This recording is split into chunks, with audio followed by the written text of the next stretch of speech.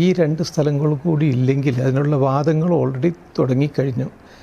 ഈ രണ്ട് സ്ഥലങ്ങൾ കൂടി ഇല്ലെങ്കിൽ ഈ പ്രശ്നത്തിന് ഒരു നിതാന്ത പരിഹാരം നമുക്ക് കാണാൻ കഴിയില്ല. ഇതെപ്പോഴും ഇങ്ങനെ it would be a kind of festering thorn for ever. ഒന്ന് കഴിഞ്ഞ് പക്ഷേ ഈ രണ്ട് ഇതും ഞാനെപ്പോഴും മുസ്ലിങ്ങളോട് പറയാറുള്ളത്, പിന്നെ India, if it is even after giving Pakistan, if India is a secular country, it's only because it is Hindu majority country. അല്ലെങ്കിൽ ഇതൊരിക്കലും തന്നെ ഒരു സെക്യുലർ കൺട്രി ആവില്ലായിരുന്നു. അപ്പോൾ ആ കാര്യം മനസ്സിലാക്കിയിട്ട് ഈ പ്രധാനപ്പെട്ട ഈ മൂന്ന് സ്ഥലങ്ങളും എന്ന് പറഞ്ഞാൽ it is as important for Hindus as Mecca and Medina are for Muslims. ഈ കാര്യങ്ങൾ മനസ്സിലാക്കിയിട്ട് മുസ്ലിങ്ങൾ വിട്ടുകൊടുക്കാൻ തയ്യാറാവണം. ഞാൻ ഈ സ്ഥലത്ത് മുഴുവൻ വർക്ക് ചെയ്ത ആളാണ്. അപ്പം പലപ്പോഴും ഇവിടെ ഗ്യാൻവാബി പോകുന്ന അവസരത്തിൽ വളരെയധികം വിഷമമുണ്ടാകും, വളരെ വിഷമം തോന്നും നമുക്ക്. എൻ്റെ കൂടെ ഉണ്ടാവാറുണ്ടായിരുന്ന അധികവും ഹിന്ദു സുഹൃത്തുക്കളായിരുന്നു. അപ്പം ആ നന്ദി പള്ളിയെ നോക്കുന്നുണ്ട്, ഒന്നും ചെയ്യാൻ കഴിയുന്നില്ല. ക്ഷേത്രങ്ങളുടെ നഗരിയാണ് ചുറ്റുമുള്ളത്. എനിക്ക് ഏതാണ്ട് ഈ സ്ഥലം പിന്നെ 990 മുതൽ തന്നെ ശരിക്കായിട്ട് അറിയാവുന്നതാണ്. അതേപോലെയാണ് മധുരയും ഉള്ളത്. വല്ലാതെ വിഷമം തോന്നുന്ന അനുഭവമാണ് അവിടേക്ക് പോകുന്ന അവസരത്തിലുണ്ടാകുന്നതും. ഒരു സാധാരണ ഹിന്ദുവിൻ്റെ ഹൃദയത്തിലെ വലിയ മുറിവായിട്ടാണ് എനിക്ക് പലപ്പോഴും തോന്നിയിട്ടുള്ളത്. അത് ചിലർ എക്സ്പ്രസ് ചെയ്യും, ചിലർ എക്സ്പ്രസ് ചെയ്യില്ല. അപ്പം ഇത് എന്നേക്കുള്ളൊരു ബുദ്ധിമുട്ടായിട്ട് മാറും. അപ്പം അതുകൊണ്ട് തെളിവുകൾ ധാരാളമുണ്ട്. ആർക്കിയോളജിക്കൽ തെളിവുകളുണ്ട്, അതേപോലെ തന്നെ അല്ലാത്ത ബുക്കിഷായിട്ടുള്ള തെളിവുകളുണ്ട്. മാസിറ ആലങ്ങേരി എന്ന് പറഞ്ഞൊരു പുസ്തകമുണ്ട്, സഖി മുസ്തയിദ് ഖാൻ എന്ന് പറഞ്ഞ ആൾ എഴുതിയാണ്. അതിൽ ഇതിനെ രണ്ടിനെക്കുറിച്ചും എഴുതിയിട്ടുണ്ട്. അപ്പോൾ ഈ കാര്യങ്ങൾ വിട്ടുകൊടുക്കാൻ മുസ്ലിങ്ങൾക്ക് കഴിഞ്ഞെങ്കിൽ അത് ഒരു വലിയ മാറ്റമുണ്ടാക്കും. ഇപ്പോൾ മുസ്ലിങ്ങളുടെ ഇടയിലും ഹിന്ദുക്കളുടെ ഇടയിലും ഒരുപക്ഷെ കേരളത്തിലുണ്ടാവില്ല, പക്ഷേ മറ്റുള്ള സ്ഥലങ്ങളിൽ ഇതൊരു വലിയ വിടവായി മാറിയിട്ടുണ്ട്. അതിനുള്ളൊരു ശാശ്വത പരിഹാരം ഇത് മാത്രമാണ്. പക്ഷേ അതിന് ലീഗലി കുറച്ച് പ്രോബ്ലംസ് ഉണ്ട്. ലീഗൽ പ്രോബ്ലം 1991 റിലീജിയസ് വർഷിപ്പ് ആക്റ്റാണ്. അത് അമെൻഡ് ചെയ്യാത്തിടത്തോളം കാലം ഇത് കൊടുക്കാൻ സാധിക്കുകയില്ല എന്നുള്ളതാണ് അതിൻ്റെ ലീഗൽ വശം. അതാണ്. പക്ഷേ അതിൻ്റെ ബാക്കിയുള്ള ആർക്കിയോളജിക്കൽ വശം ഇതുമാണ്. പക്ഷേ പെറ്റീഷൻ ലീഗലി സ്റ്റാൻഡ് ചെയ്യുന്നതാണെന്ന് ഇപ്പോൾ കഴിഞ്ഞ മാസം സുപ്രീം കോടതി പറഞ്ഞിട്ടുണ്ട്. എനിക്ക് ചോദിക്കാനുള്ളത്, that's A 17th century structure അല്ലേ? 17th centuryയിലല്ലേ ഗ്യാൻവാപ്പി 18th centuryയിലായിട്ട് ഔറംഗസേബിൻ്റെ പീരീഡിലാണത്. Don't you think as an archaeologist അതൊരു 18th centuryയിലെ ഒരു സ്ട്രക്ചർ വീണ്ടും ഡെമോളിഷ് ചെയ്യണമെന്ന് നമ്മൾ പറയുന്നത്, ഇപ്പോൾ നേരത്തെ മനോജ് ചോദിച്ചതുപോലെ, അതൊരു അൺനെസസറി കോൺഫ്ലിക്റ്റിലേക്ക് നയിക്കില്ലേ? തീർച്ചയായും. അത് ഈവൻ ഇതിനെക്കുറിച്ചും ബാബരി മസ്ജിദിനെ കുറിച്ചും ഈ പ്രശ്നം വന്നിരുന്നു. അതൊരു ഹിസ്റ്റോറിക് സ്ട്രക്ചറാണ്, ഒരു ആർക്കിയോളജിക്കൽ സ്ട്രക്ചറാണ്. അതിനെ രണ്ടാമത് നമ്മൾ ഡിമോളിഷ് ചെയ്യണോ എന്നുള്ളത്. ഡിമോളിഷ് ചെയ്യാതെ ഞങ്ങൾ ട്രാൻസ്പ്ലാന്റേഷൻസ് നമുക്ക് ചെയ്യാൻ പറ്റും. അത് അതേപോലെ തന്നെ എടുത്തിട്ട് മറ്റൊരു സ്ഥലത്തേക്ക് ട്രാൻസ്പ്ലാന്റ് ചെയ്യാൻ പറ്റും. ഇപ്പോൾ ഇന്ത്യയിൽ ആകെ 4 ട്രാൻസ്പ്ലാന്റേഷൻസാണ് ആകെ നടന്നിട്ടുള്ളത്. അത് 2 ഹെഡ് ചെയ്ത് ഞാനായിരുന്നു. ഒന്ന് കുരുടി മഹാദേവ് ക്ഷേത്രം എന്ന് പറഞ്ഞിട്ടുള്ള ഒരു ശിവക്ഷേത്രമുണ്ട്. അതേപോലെ ചൗബീസ് അവതാർ ക്ഷേത്രം എന്ന് പറഞ്ഞിട്ട് മധ്യപ്രദേശിൽ മറ്റൊരു ക്ഷേത്രമുണ്ട്. അത് രണ്ടും ഞാൻ അതേപോലെ നമുക്ക് ഇവിടുന്ന് ബ്രിക്ക് ബൈ ബ്രിക്ക് കട്ട് ചെയ്തിട്ട് നമുക്ക് വേണമെന്നുണ്ടെങ്കിൽ അത് നമുക്ക് അവിടുന്ന് മാറ്റാൻ കഴിയും. അതോടുകൂടി ഒരു പ്രശ്നം എന്നേക്കുമായിട്ട് പരിഹരിക്കാൻ കഴിയും.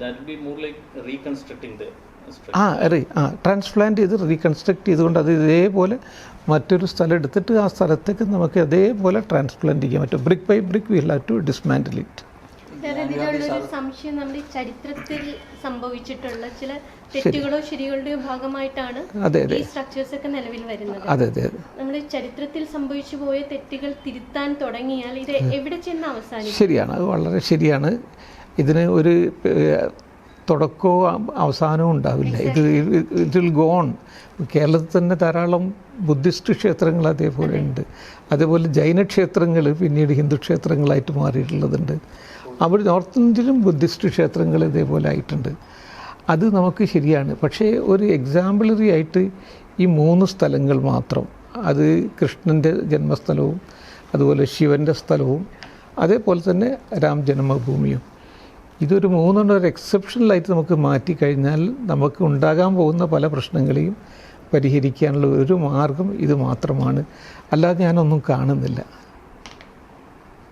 ഈ മുസ്ലിം ഇൻവേഷനിൽ ആയിരക്കണക്കിന് ക്ഷേത്രങ്ങൾ പൊളിഞ്ഞിട്ടുണ്ട്. ഈ 3 റീകൺസ്ട്രക്ട് ചെയ്യാൻ സമ്മതിച്ചാൽ മറ്റുള്ളതിനും ഇതുപോലെ ഡിമാൻഡ് വരില്ലേ? തീർച്ചയായിട്ടും ഡിമാൻഡ് വരാൻ സാധ്യതയുണ്ട്. പക്ഷേ ഇത് നമ്മൾ കമ്മ്യൂണിറ്റി ലീഡേഴ്സുമായിട്ട് സംസാരിച്ച് കഴിഞ്ഞാൽ ഇതിനൊരു പ്രശ്നപരിഹാരം ഉണ്ടാക്കാൻ കഴിയും. അതല്ലാതെ നമ്മൾ പിന്നെ ഒന്ന് തുടങ്ങിക്കഴിഞ്ഞു. കാരണം റിലീജിയസ് വർഷിപ്പ് ആക്ട് പ്രകാരം പിന്നെ കട്ട് ഓഫ് ഇയർ 1947 ആണ്. ആ 1947 മുമ്പ് പള്ളിയാണെങ്കിൽ പള്ളി, അതല്ലെങ്കിൽ പിന്നെ അമ്പലമാണെങ്കിൽ അമ്പലം എന്നുള്ളതാണ് ഇത്. അത് ഒരു ശരിയായിട്ടുള്ള ഒരു നിഗമനത്തിലാണ് ഗവൺമെൻറ് എത്തിച്ചേർന്നതും പിന്നെ അതേപോലെ തന്നെ റിലീജിയസ് വർഷിപ്പ് ആക്റ്റും. പക്ഷേ ഇനിയും പ്രശ്നങ്ങൾ ഉണ്ടാകാൻ സാധ്യതയുള്ള ഈ 2 സ്ഥലമാണ്. അത് വിട്ടുകൊടുത്താൽ എനിക്ക് തോന്നുന്നത് പൊതുവെ എല്ലാ റിലീജിയസ് ഗ്രൂപ്പ്സും അതിലേക്ക് ഒന്നായിട്ട് നിന്നുകൊണ്ട് ഈ പ്രശ്നം പരിഹരിക്കാൻ കഴിയും എന്നാണ് തോന്നുന്നത്. അതൊരു ഭയങ്കര ഓപ്റ്റിമിസ്റ്റിക് ചിന്തയല്ലേ സർ? അത് ചോദിക്കാൻ കാരണം RSSന്റെ ലിസ്റ്റിൽ 2000-ഓളം അമ്പലങ്ങളുടെ ഒരു ലിസ്റ്റ് ഉണ്ട് RSSന്റെ കയ്യിൽ. പണ്ട് പള്ളി, ഇപ്പോഴത്തെ പള്ളികൾ പണ്ട് അമ്പലങ്ങളായിരുന്നു എന്ന് പറയുന്ന ഒരു ലിസ്റ്റാണ്.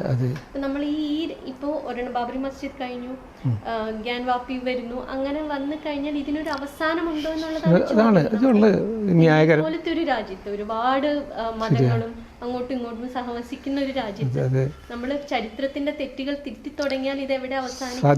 സാധ്യമല്ല. വളരെ ന്യായമായിട്ടുള്ള പിന്നെ ചോദ്യമാണിത്. ഒരു ലിസ്റ്റ് ഉണ്ട്, പിന്നെ ഒരു അന്തമുണ്ടാവില്ല ഇങ്ങനെ തുടങ്ങിക്കഴിഞ്ഞാൽ.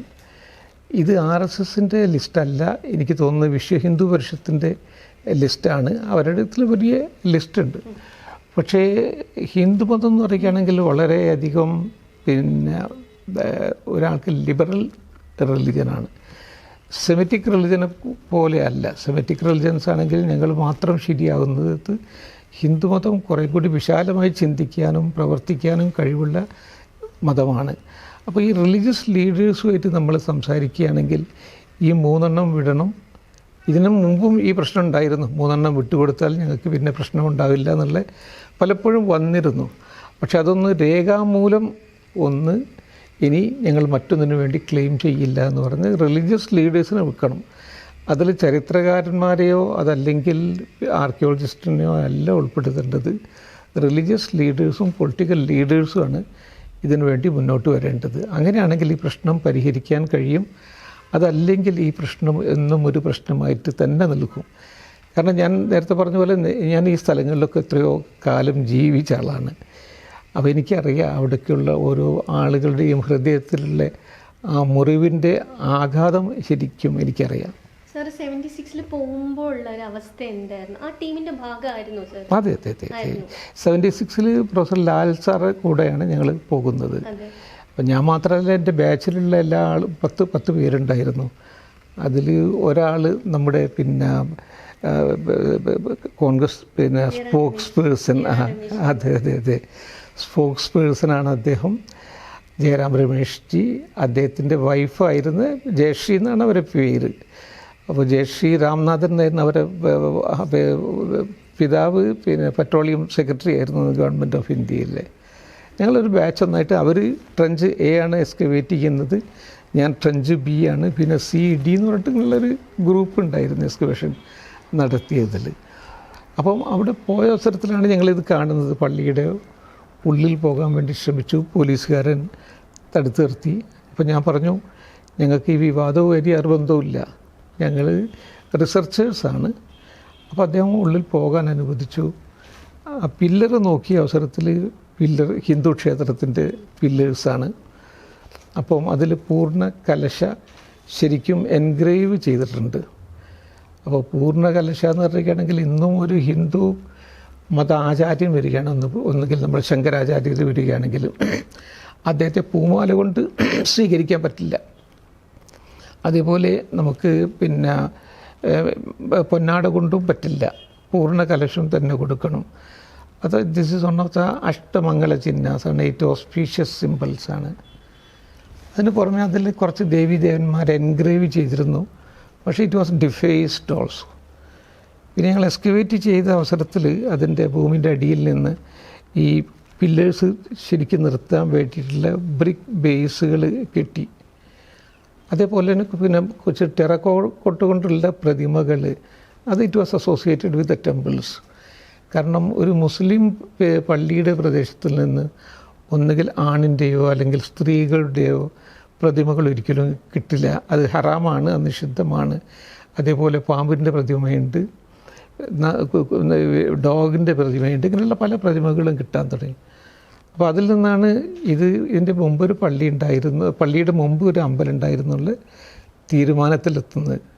പക്ഷേ that was A different period. ഇതൊരു ഇഷ്യൂ ആക്കാൻ വേണ്ടി ഒരിക്കലും ആർക്കിയോളജിക്കൽ സർവേ ഓഫ് ഇന്ത്യ ആഗ്രഹിച്ചില്ല, പ്രത്യേകിച്ച് പ്രൊഫസർ വി ലാൽ. ഇതൊരു ഇഷ്യൂ ആക്കാൻ പാടില്ല, അതൊരു അക്കാഡമിക് ഇൻട്രസ്റ്റോട് കൂടിയുള്ള കാര്യമാണ്. അപ്പം പക്ഷേ 1990 തകരാറ് സംഭവിച്ചത്. മാർക്സിസ്റ്റ് ഹിസ്റ്റോറിയൻസ് അവർ കുറച്ച് ഔട്ട്സ്മാർട്ട് ചെയ്യാൻ വേണ്ടിയിട്ട് they came with a press statement. അതിന് മുന്നേ ഒരു സംശയം സാർ, ഈ 76 സ്റ്റഡിയുടെ റിപ്പോർട്ട് നമ്മൾ എവിടെയെങ്കിലും പബ്ലിഷ് ചെയ്തിരുന്നോ? ഇന്ത്യൻ ആർക്കിയോളജിക്കൽ റിവ്യൂലുണ്ട്. അതൊരു മാറ്റർ ഓഫ് ഫാക്ട്. എങ്ങനെ എഎംയുവിലെ സയ്യിദ് അലി മിർസി അദ്ദേഹത്തിൻ്റെ ആർട്ടിക്കിളിൽ തങ്ങളുടെ സ്റ്റേറ്റ്മെന്റിനെ കൗണ്ടർ ചെയ്യാനായിട്ട് പറയുന്നത്, ഒന്ന് 76 നടന്ന എക്സ്കവേഷനിൽ താങ്കൾ student archaeology student and that's one thing. And ASIയുടെ റിപ്പോർട്ടിൽ ഒരിടത്തും ഇതൊരു ടെമ്പിൾ സ്ട്രക്ചർ ആണെന്ന് പറയുന്നില്ല. There is a structure, underground radar ഉപയോഗിച്ചിട്ടുള്ള ഇത് സ്കാനിങ്ങിൽ ദർ ഇസ് എ സ്ട്രക്ചർ. പക്ഷെ ഇത് ടെമ്പിൾ സ്ട്രക്ചർ ആണോ മോസ്ക് ആണോ എന്ന് തിരിച്ചറിയാൻ പറ്റുന്നില്ല. മാത്രമല്ല പ്രൊഫസർ DN ഷായും അത് കഴിഞ്ഞ് പറഞ്ഞു, അതിന്റെ സർഫസിൽ കണ്ട സ്ട്രക്ചറാണ്. താങ്കൾ ഇപ്പം പറഞ്ഞതുപോലെ അതുകൊണ്ട് അത് ഇവിടെ തന്നെ ഉണ്ടായിരുന്നതാണ് എന്നതിന് പ്രൂഫൊന്നുമില്ല എന്ന് പറഞ്ഞു. അതുകൊണ്ടൊന്ന് ക്ലാരിഫൈ. ശരി. ഒന്ന് അവർ ഇത് മാത്രമല്ല പറഞ്ഞ് ഞാൻ എക്സ്കവേഷനിൽ പങ്കെടുത്തിട്ടില്ല എന്നും പറഞ്ഞിട്ടുണ്ട്. അല്ല, സ്റ്റുഡൻറ്റ് എന്ന് പറയുകയാണെങ്കിൽ ഞാൻ MA കഴിഞ്ഞതിന് ശേഷമുള്ള പോസ്റ്റ് ഗ്രാജുവേറ്റ് ഡിപ്ലോമ ആയിട്ടാണ്. അപ്പോൾ ഞങ്ങൾ 10 പേരാണ് ഈ എക്സ്കവേഷനിൽ നടക്കുന്നത്. അപ്പോൾ നമ്മൾ എക്സ്കവേഷനിൽ പങ്കെടുത്തിട്ടില്ല എന്ന് പറഞ്ഞാൽ അത് പിന്നെ വല്ലാത്ത ഒരു സ്റ്റേറ്റ്മെൻറ്റാണ് അവർ കൊടുത്തത്. നമുക്കതുമായിട്ട് യാതൊരു ബന്ധവും ഇല്ല എന്നല്ലേ.